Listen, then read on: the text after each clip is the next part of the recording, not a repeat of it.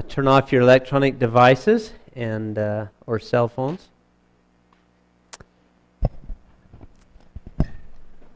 Do we have anyone from Hawaii, by the way, in this class? I was hoping we'd have someone from Maui because our guest does do some work in Maui, apparently, and that'd be a fun connection to make. You got a Hawaiian shirt. That's close.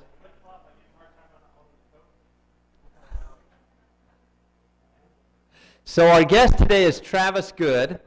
Travis Good began using his entrepreneurial skills when he was 15 years old by starting a lawn care and pesticide or a pest control company. He was the youngest person ever in the history of the state of Utah to receive a commercial pesticide applicator's license. And the year after that, he was awarded by the governor of the state of Utah the Governor's Entrepreneurial Award.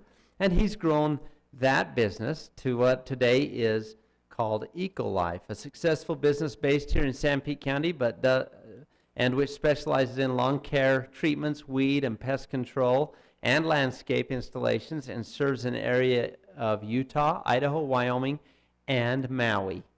Right? He's active in the community. He's active in many other businesses, or he has been. He's had a number of other ventures, entrepreneurial ventures, including, and I'll list a few of these, maybe won't get all of them, but a motorcycle shop, a car dealership, an excavating company, an employment agency, USA Freedom Run, and possibly some others as well. He serves as a bishop in the LDS Church, and while running all of those businesses or starting them and operating them concurrent with EcoLife, he still makes time to enjoy his family and support them in all of their endeavors. Will you please welcome Mr. Travis Good?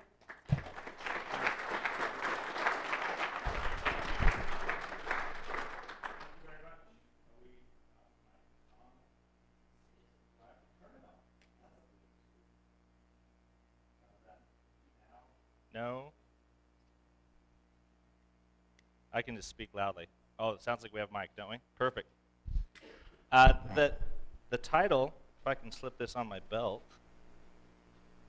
I am not that skilled.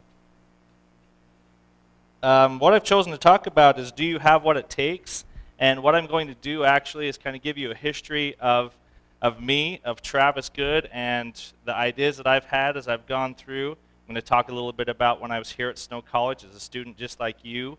I do appreciate some familiar faces that I see out there, and so thank you for those who came to support in this, and a lot of my business associates are here as well. The first thing I'd just like to start with, when I was 10 years old, I had a lemonade stand. Did anyone here ever have a lemonade stand? A few of you had a lemonade stand. Okay, I'm going to tell you how my lemonade stand worked. I grew up in a little town called Mayfield, Utah. Does anyone know where Mayfield is? A couple people know where Mayfield is. To tell you how small Mayfield is, when I had my first checking account and I would write checks, people would say, "Where's Mayfield?" And I would say, "Well, it's by Gunnison." And if they're like, "Well, where's Gunnison?" Then I would say, it's by Sterling. And they'd be like, "I still don't know." And so then I would say, "Well, it's not far from Fayette." And every time they would say, "Oh, okay, I know where you're talking about now." So if you know the geography down there, Fayette is a lot smaller than Mayfield, but nobody ever dared ask the third time where Fayette was. Anyway, the lemonade stand, 10 years old, had a lemonade stand. And how this worked was we have a little store in the little town of Mayfield, and we decided, my two friends, Shane Bartholomew and Carl Biergard, I got them on board to start a lemonade stand. What I told Carl Biergard he needed to bring was the lemonade. I told Shane he needed to bring the cups, and I had a wagon. So we loaded everything up in the wagon, and we went down and we sold lemonade for a day and a half. And then when it came to split up the profits, I gave each of them 50% to split, and I kept 50%. Seems like a pretty good deal, huh? It was a good deal for them. They each got 25%, but the best thing was I was just the transportation, but they couldn't have done it without me. So at age 10, I kind of had an entrepreneurial mind and wanted to start businesses. Later, I put Clubhouse on here. By the way, these are just my notes, so it just makes it easier so I can look up there and talk to you about my notes. There's really nothing special. I'm not very good at building a PowerPoint even, and you'll see that as we go on. Later, I had a clubhouse when I was about 12 years old that we built, and we had some large trees, but we didn't have a tree large enough to put it in, so we kind of built it on stilts next to a tree, but nonetheless, it was still this clubhouse. And I had this idea that we were going to start a club, and everyone would have to pay monthly dues to the club. It was a good idea. We had 4 people join, and after they paid their monthly dues for the first month, then they didn't see any benefit in what they were getting because I didn't really have anything else to offer.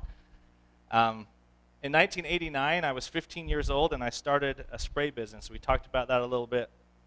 I was only 15 years old, and I started a business fertilizing and spraying people's weeds. And the first season, the first summer of 1989, my mother drove me around. In my shop class in high school, I built a trailer, welded a tank, attached a tank to it, and that was what I would spray the herbicides out of, and I wasn't old enough to drive. I put flyers up. I went to people's houses and literally just said, hey, this is a service I could provide for you. And my mother drove me around the first season, which was awesome. So here I was, 15 years old, and I felt like I was making some pretty good money. And it was a really good experience. The following year, in 1990, I won the Entrepreneur Award, and it was given to me by Governor Norm Bangerter. And I went to the Capitol, and there was a ceremony, and it was neat. It was a really, really neat experience. So I was 16 years old, and I thought that I was cool. I really did. But I didn't think that I was nearly as cool as this guy, because he defines coolness. Also in 1990, it was very popular to wear your collars up. Does anyone wear their collars up now? Is that becoming more popular? There's the guy we were looking for earlier. Why didn't you raise your hand when we were talking about the Hawaiian shirt? He was getting a drink, of course. This guy obviously defines coolness. I just thought that was a neat picture from 1990. For those of you who lived then, you can appreciate it. And how many of you lived then? 5 of you, maybe?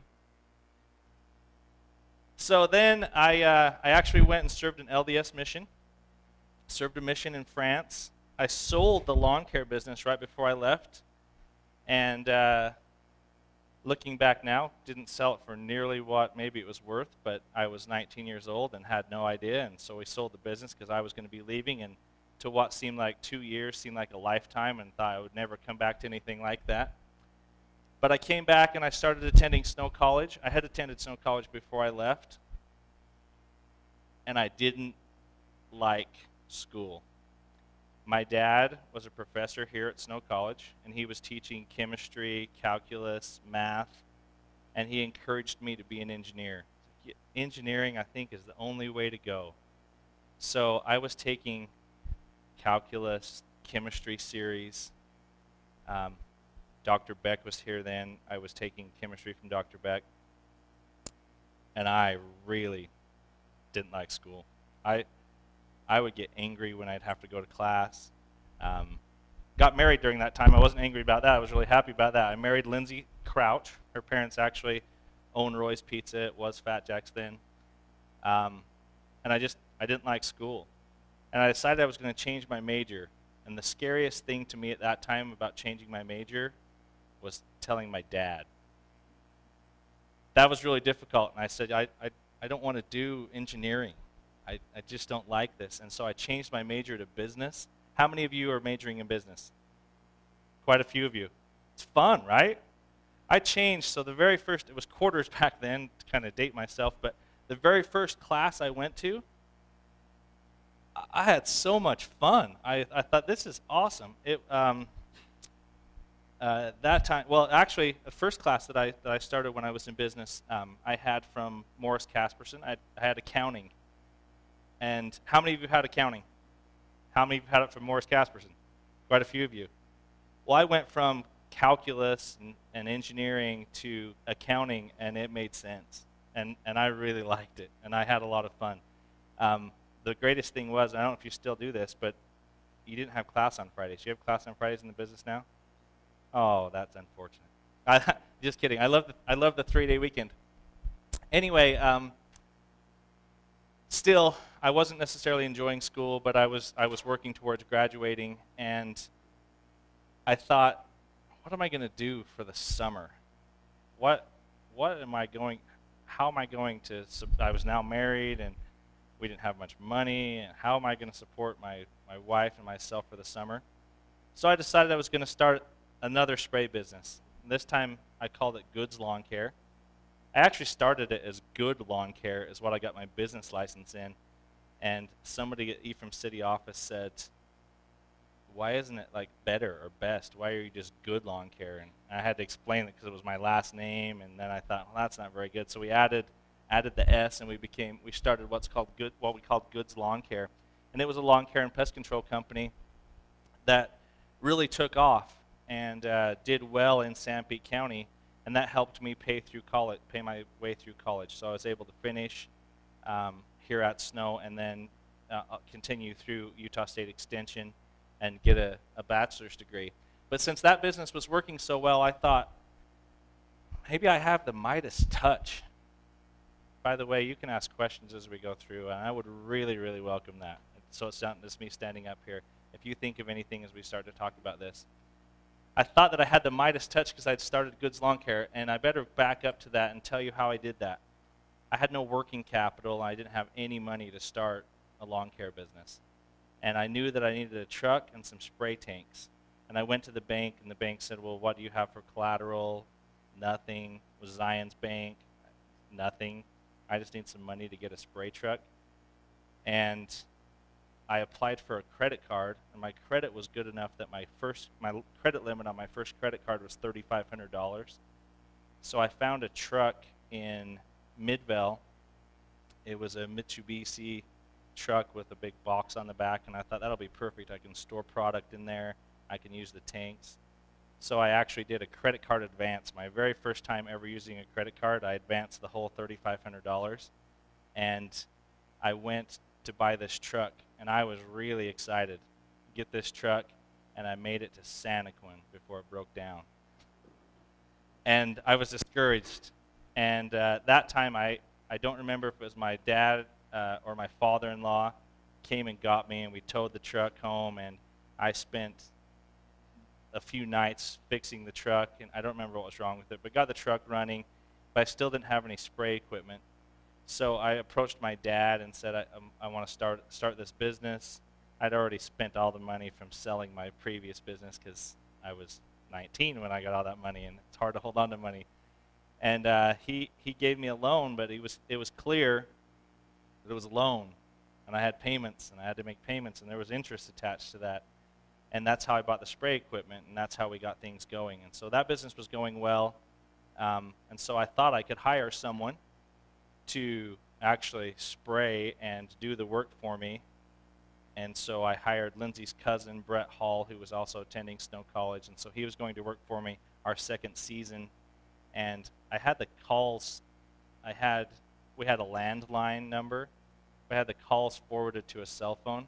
Have you guys ever seen big giant cell phones with a big huge end? It literally was this big. It was, I wish I still had it because I think I could probably sell it on eBay now. It would probably be worth some money because it was cool.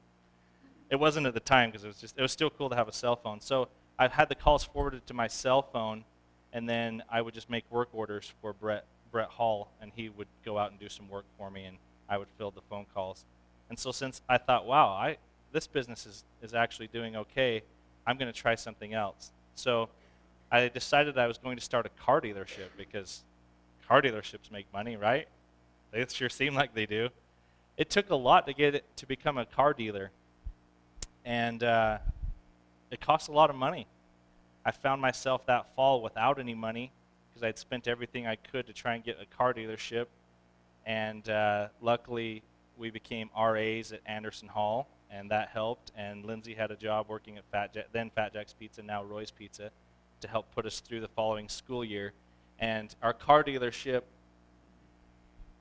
was not successful because you have to have working capital to buy cars. And I tied up all the working capital we had in 3 cars. Not much of a dealership, was it? I thought I could sell these cars and make, $500-$600 and make it happen, and we got stuck with cars. I tell you that because as you have ideas, you really need to act on your ideas. I don't regret doing that. That was a great experience. And later, I found that I could take people to the car auction and charge a flat rate. They could pick out their own car, and I could just charge a rate. They'd drive off with their car. It was great. And so that worked out well for me for a long time. And then I purchased a building on Main Street here in Ephraim, 208 South Main. It's where I-4 Media is now. Not sure if you're familiar with that, but I purchased that building to run our lawn care business out of, which continued to grow. I was hoping someone would ask why Ephraim, and I'm going to thank you. Why Ephraim? Thank you. Very good. I wanted to live here. I grew up here, and I still get asked that. Why is your business based in Ephraim? Because we do work all over the place. And like I said, my dad was an educator, and we didn't own a farm, so it wasn't like I could take over the farm. And I didn't really want to teach school. No offense to those of you who do, because I think it's great. So I wanted to live in Ephraim. Thank you. I'm glad you asked that question. I'll make sure you get a USA Freedom Run t-shirt before we leave. Anyway, so here we were in Ephraim, and I decided we were going to buy that building and run our business out of there, which really was just a service-oriented business. And we didn't necessarily need a building, but I thought we'll have this building, and it turned out that it was on Main Street. So then, as I'm laying in bed thinking of all these things we could do to expand our business, I thought, well, why don't we sell power equipment? Because everyone that we're servicing needs to buy a lawnmower or needs their lawnmower serviced. So we started a power equipment business, and we were selling power equipment, and I've always had a huge, huge passion for motorcycles. I've raced motorcycles for a long time, and I've loved motorcycles, so we started a motorcycle dealership there as well. We bought a franchise from Husqvarna, and we started selling motorcycles and power equipment out of that store on Main Street. And the store was doing fairly well. And then I thought one of these nights when I'm not sleeping, which I really don't sleep very much, I just think of ideas and things we should try.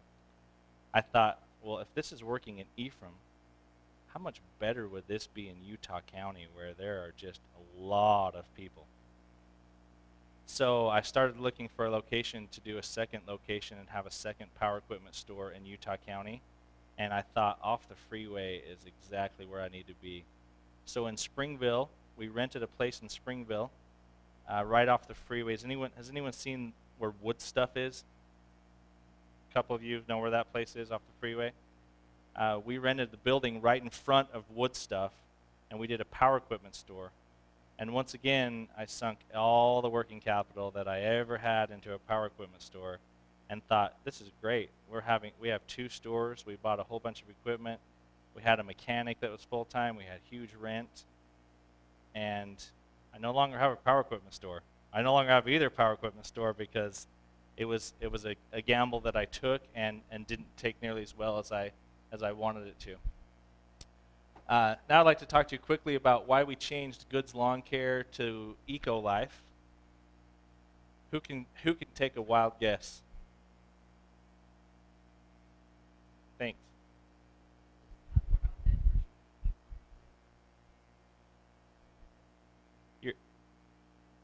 You're absolutely right. That was the number one reason that we changed it, but I'm going to give you a little story behind that. Her answer was, we changed the name because the world is becoming more eco-friendly. That was what she said, and that really is true. But I'll give you more of a story behind that. First of all, the idea of owning a business is great, and you probably don't make money until you sell a business. And who would want to buy Goods Lawn Care? Because unless their last name's Good, it doesn't make a whole lot of sense. So that was one motivating factor for me. But the other one was, we had bid a project at Sundance Corporation. I had partnered up with Travis Osmond, and we'd looked at a project in at Sundance Corporation. Everyone know where Sundance is? they have a huge committee that meets and discusses their bids and their bidding process. And we had turned a bid in to do some weed control on 10,000 acres around Sundance Corporation, and we didn't get the job, but we were the low bidder. And I just could not figure that out. And so I actually approached someone who I knew was a little involved with that, and they said, well, most everyone came from the East Coast, and we had bid the project under the name Goods Lawn Care and Pest Control, and they didn't like the fact that it said pest control in our name of our company. So the following year, we created the name EcoLife, registered it, trademarked it, and we bid the same project under EcoLife, and we were the third highest bidder and got the job. So there is a lot to be said for a name when you're trying to name something or do some name branding. It's really important that you look at that before you start anything. From there, we expanded into some bigger projects. We started doing landscaping and landscape installation, and for little homeowner projects, that was great. But I thought there's got to just be more money in bigger projects. So I decided that I was going to do my very first project, and it was for Linden City, and it was all along Geneva Road. Does anyone know where Geneva Road is? Okay, Geneva Road's a busy place. At the time, it was 4 lanes, and now the section that we worked on is cut down to 2 lanes. That was part of our project. And the project was running a whole new water line, expansion for Linden City to run a new water line, as well as running irrigation and planting trees throughout. And I will be really honest, I was scared to death when I bid that project. I didn't know a whole lot about excavation. I spent a lot of time looking at numbers and seeing what was going to work and what wasn't going to work. And we got that project, and the project was put on hold for 6 weeks. In the meantime, I had bid another project at the community. It's in American Fork, at the training center in American Fork, and it was to redo all of their sprinkler system, which was about 15 acres of sprinklers. So we had 2 projects that ended up starting simultaneously, and granted, I had only just installed a few residential sprinkler systems. And I'm going to tell you, this is a little bit how I felt. Can anyone read that? If you can read it, raise your hand, because I want you to read it out loud. Will you read that for us and tell us what the question is that she's being asked? This is, go ahead. Who wants to be a millionaire? But the question is, which of the following is the largest, and will you tell us what the answers are?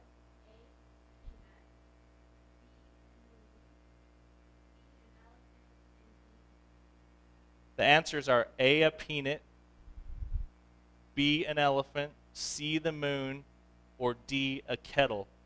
And her response with final answer was an elephant.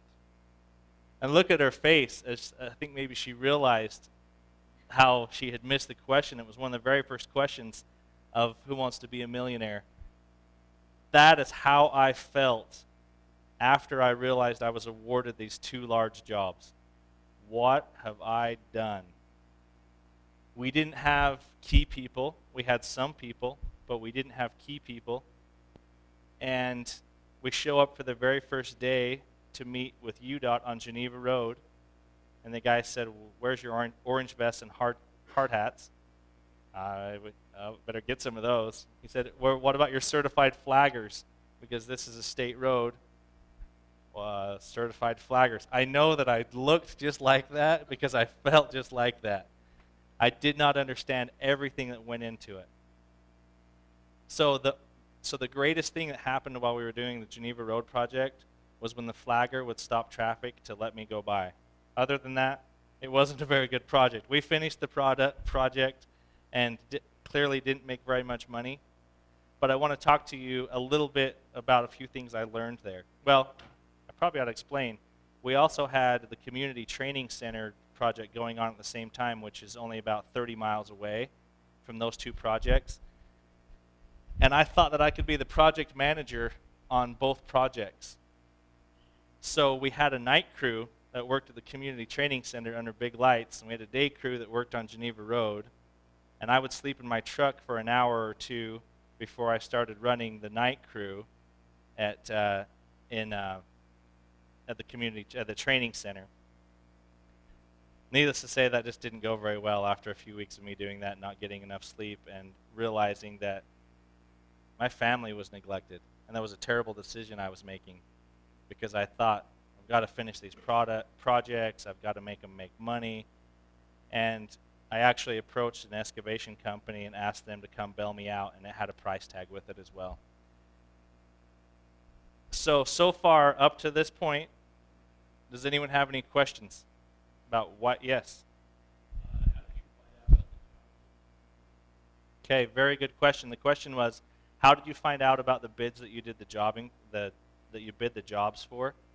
At that point, there was obviously internet and there was email, but it wasn't as popular.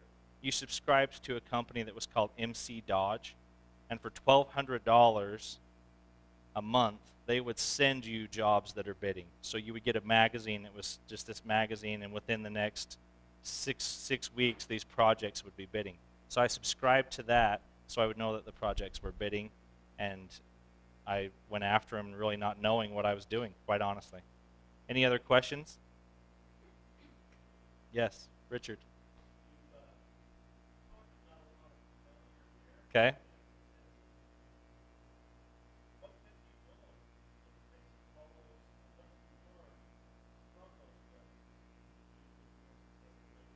Okay, that's a very good question.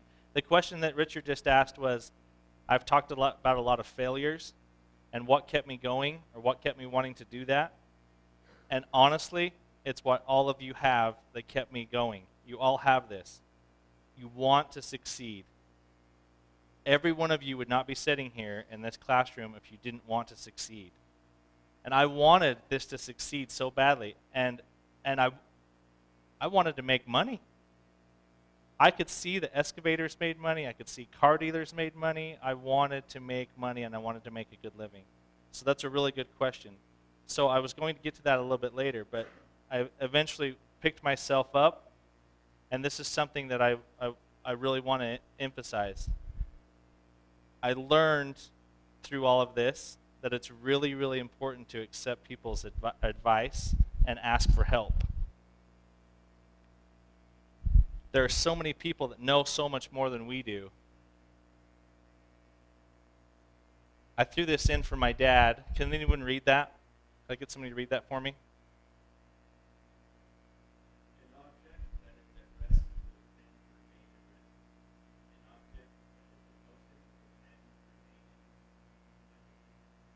Okay, for all of you who didn't hear that, an object that is at rest will tend to remain at rest. An object that is in motion will tend to remain in motion. I really believe that, like Richard was asking, that if I would have just given up, I probably could have gotten a job somewhere, and I probably could have done something else, and it probably would have been okay. But we already had this ball rolling. By this point, we had purchased some equipment. We had some things. It was rolling and moving forward, and I wanted it to continue to move forward. So that's the direction we went. I'm going to get back to some success stories. I wanted to tell you all of this to kind of explain a few things. Most entrepreneurs, and I would say 9 out of 10 of my closest friends are entrepreneurial minded. They own a business, they run a business, they have ideas, we share ideas, we talk about ideas. My snowmobiling buddies are self-motivated or self-employed. I honestly think that I eat, drink, and sleep business or ideas or entrepreneurial ideas. And I don't think that's a bad thing. I used to think that was a bad thing, and I'm going to tell you, my wonderful wife, Lindsay, has put up with me for so many years now. And like I said, me sleeping in my truck for a few hours, being gone for 6 days out of the week, and just being away from home, she's put up with a ton. Our dates have consisted of, let's go to dinner. That would be fantastic. And by the way, I've got to stop and pick up this piece of equipment in Salt Lake, and so we need to pick that up, or I need to drop this off to our guys. Our dates are always, she just jokes about it. There's never anything that we do that isn't business related. Even if it's going to the movie, it's like before we go to the movie, hey, I've got to drop this off, or I need to give an estimate for snow removal at the movie theater while I'm there, whatever. It's just how it is. But I got to tell you a really funny story. I think you all appreciate this. Lindsay got so tired of me waking her up in the middle of the night with my ideas. First of all, when I lay down, I fall asleep. Bingo. Like as soon as I close my eyes, I'm asleep, and I'm snoring within seconds, according to Lindsay. And then I wake up about an hour and a half later, like I've had a nap, and I start to think about things, think about ideas. And so I'd wake Lindsay up all the time. I would wake her up and say, Lindsay, I got to tell you about this. She got so tired of me doing this. She's like, will you just get a notebook by the bed, and when you think of these things, write it down? One night, I sat up in bed with the best idea I have ever had in my entire life. I still remember the feeling. I grabbed the notebook. I wrote a paragraph. I set the notebook on the nightstand, and I laid down, and I can still remember how I felt. I smiled, and I think I even chuckled, and I thought, that's the best idea I've ever had. Finally, this is going to work. And I fell back asleep. I got up the next morning and looked at the notepad. I was so excited. I cannot read what I wrote. I still have the piece of paper. And the only word in this whole paragraph that I can even make out, I think, says chicken. I have no idea what it even meant. So I bagged the notebook, and I still wake Lindsay up because I'm like, I got to tell you these ideas, and it drives her crazy. So as I said, entrepreneurs work long hours and long days. And I put a little note to myself, quality, not quantity. There are a lot of things that I've learned about. And my family does not get quantity from me. But I've learned that they do deserve quality. So when it is family time, it's quality family time. And the other thing that I have learned is do a quality job when you do a job, no matter what it is, and you will be more successful than ever. So we talked about all these things that I lost because I thought we need to be this huge business and we need to have 45 trucks and 200 employees. And that isn't true because the quantity doesn't matter as much as the quality. And that's in anything you guys do that you're doing here at Snow College. If you take a little bit more time on an assignment, or you take a little bit more time in a relationship with someone and make it quality, your life will definitely be blessed. I also put motorcycles in my notes. How many of you have ever ridden a motorcycle? A lot of people have ridden a motorcycle. Motorcycles are fun, huh? You love motorcycles? I mentioned this earlier. I've raced motorcycles from the time that I was a little kid. Dirt bikes, desert racing, some motocross. I know I don't look like it now, but I used to be in good shape and used to race motorcycles. Yes? That's a good question. The question was, who's better, you or Jeff? I have a brother named Jeff, and Jeff's not here, so I'm the best one, of course. I don't think there's any question about that. My brothers and I have had a lot of fun, and we've raced a lot of motorcycles. We actually had an opportunity to race the Baja 1000 in Mexico. We were gone for 10 days without any phone service. My wife didn't know if I was dead or alive, and that was a little bit scary for her, but an awesome experience for us. And I tell you that because back to quantity and quality, for somehow, some way, I've always been able to fit time in, and my outlet has been motorcycles, racing motorcycles or riding motorcycles. And I would encourage all of you right now, find something that can be your outlet. you really need to have something that you can enjoy, even if you're an entrepreneurial mind and your mind is constantly rolling with all of these ideas. That is fun, but you need something that's not that. You need an outlet, so please find an outlet. Currently, I've gotten away from dirt bikes a little bit, and I'm collecting motorcycles. That's a 1941 Royal Enfield. This picture was taken by my neighbor. I pulled up on this bike, and Chip Winch is my neighbor, and he said, "Hey, let's run up on the corner and get a picture of you." And so he emailed me that picture, and I thought it turned out pretty cool. So motorcycles is still a big passion, and you need to find something and have it be a passion. Can we have somebody read this quote from Pope John Paul the 23rd? How about somebody over here, right there? Thank you.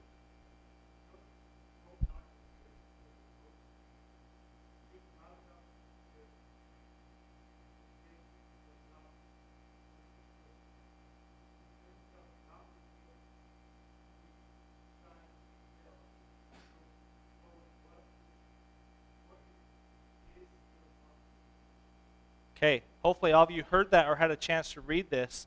Who can tell me what it means? Focus on the positive. You bet. That's a big part of life, isn't it? Focus on the positive. Any other thoughts as you read that quote? Learn from your mistakes. Do we learn from our mistakes? Can, if you choose to learn from your mistakes. Thank you.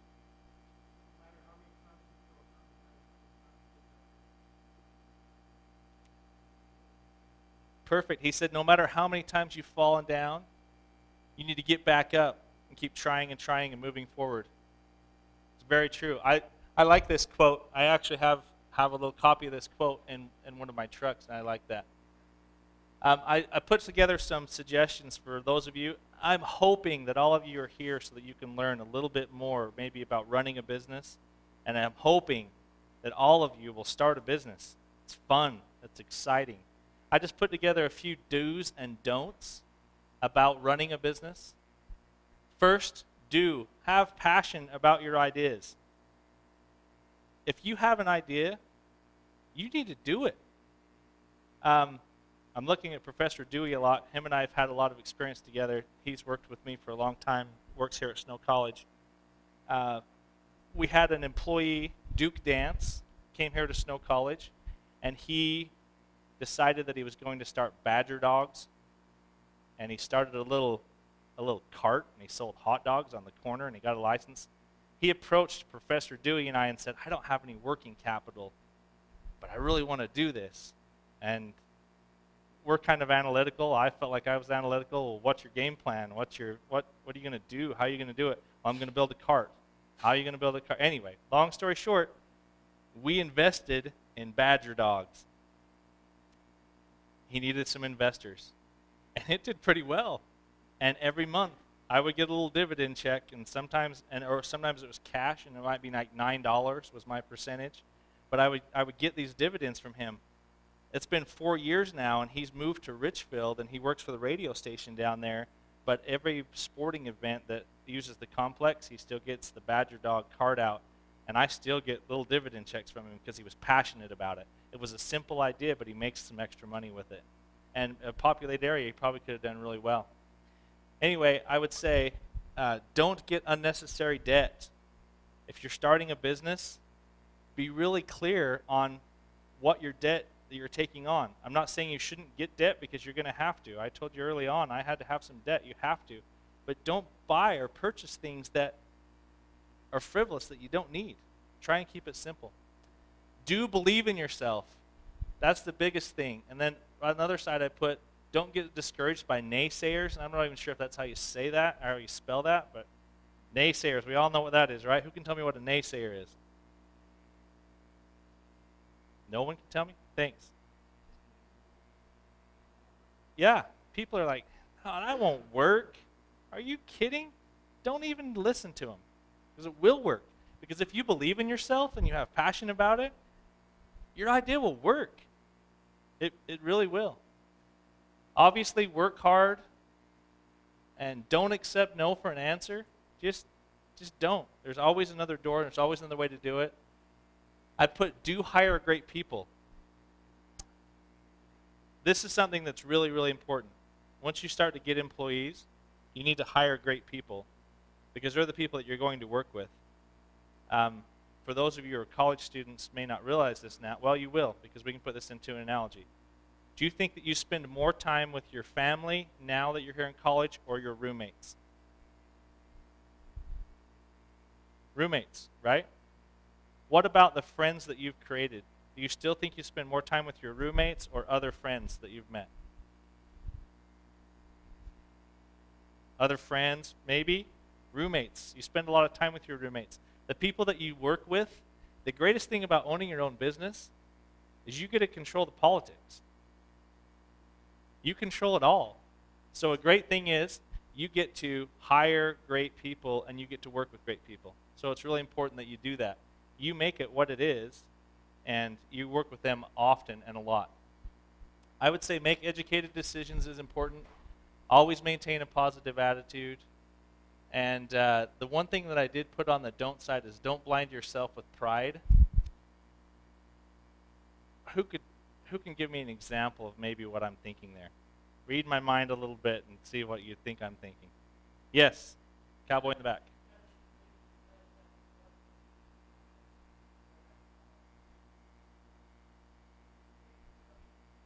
Okay? Perfect. He said don't be afraid of failure. Don't be afraid to admit that you messed up and start over. And I would add to that, don't be so proud that you can't ask for help. There are people that know a lot more than you do.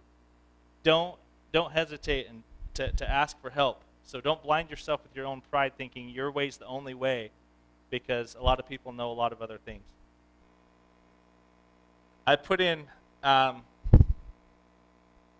simple rules, five simple rules for a happy life. And I don't like, honestly, I just stole this off the internet because I just learned how to copy and paste just like a week ago. I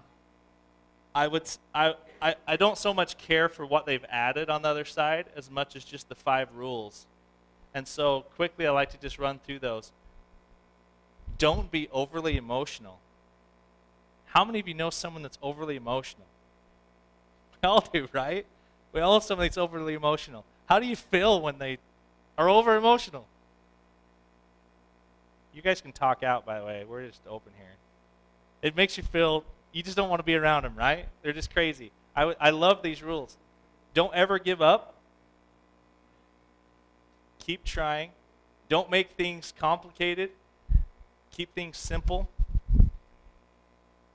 Don't take things too seriously. How many of you have gotten a score on a test that you thought was lower than it should be?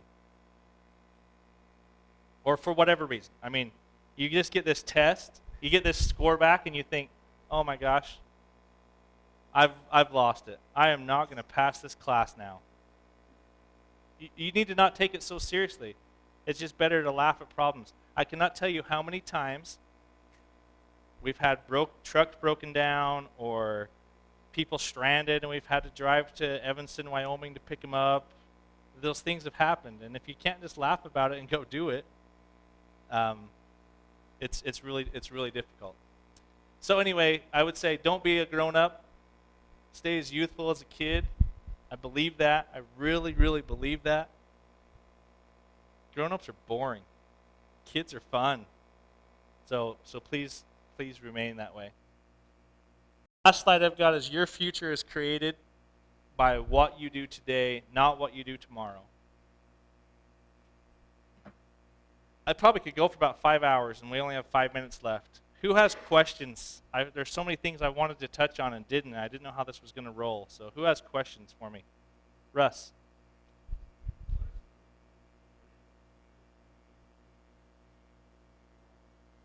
Okay. Some advantages and disadvantages of being the boss. What are some advantages and disadvantages of being the boss? The number one advantage is you get to decide which 14 hours out of the day you're going to work. You chuckle at that. You do work long days. But if I need to run away for 30 minutes, if I need to run away for an hour, I don't have anybody else to answer to. So it's really, really good. like I said, you can kind of create your own politics. Some disadvantages are no matter what happens, it falls in your lap, and you have the responsibility. That was a great question, Russ. Thanks. Any other questions?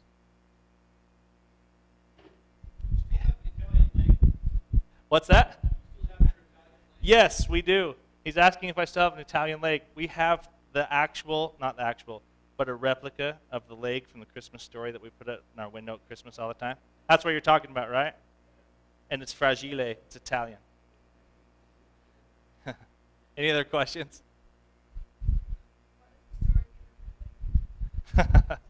Story behind the leg. I received an official Western Union telegram and said that I'd won a major award.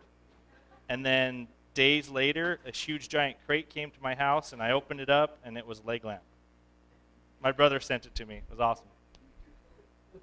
Any other questions? I want to tell you all this. We currently have a lot of businesses, and I see Lawrence Sturchy in the back. When I talked about hiring or helping great people, having great people, hiring them and using them, he is working with us on a new project right now that we're really excited about, because I have these brainstorm ideas, and some of them work and some of them don't. But what I really want to encourage you, I have business cards up here. I have some t-shirts for those of you who asked great questions. I want to give you all a business card with my cell phone number on it. And if you have an idea that you think, hey, would this work? Or how would this work? I would have a conversation with you. I would love to, because nobody ever did that for me, and I wish they would have. So I'm open to that. Any other questions? Any other thoughts? I know we're probably out of time. Are we out of time? We're done. We have 1 minute. What part of Maui? I was Kapalua. We're actually on Kapalua Golf Course. Is where we were.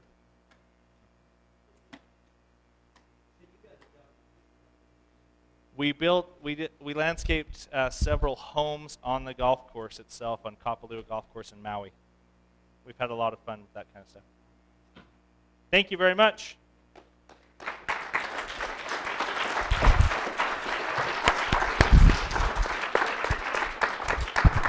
Okay, so while these business cards are being handed out, and before you jump up to get the shirts, I just want to mention one thing. He mentioned Duke Dance. Duke Dance was a communications major at Snow College, and he enrolled in this class a few years ago, 3 or 4 years ago probably. And that's the year that he was a 2-credit-hour student. We required him to come up with a new business idea every week, and Badger Dogs was one of his ideas that he came up with. And I think the message of a man who starts a business when he's 15 and a student that got money from him who was in your shoes to start a business and did it and still runs it is really what he said. And so I just wanted to take a moment to reinforce that. There is no better time for you students than right now. I don't mean like next semester. I mean like this week, before the weekend, to decide to do this and to start a business. If you have an idea for a business, half of you have been turning in a weekly business idea. And they don't have to be really difficult to start. And so take him up on his offer, call him, get some advice. You can come in and see me at my office and start your idea. Even if it starts small, it's okay. And if it doesn't succeed, that's just fine too. So make sure and turn this week's business idea in by midnight tonight, by the way, as a little reminder. Thank you again, Travis Good. Thank you.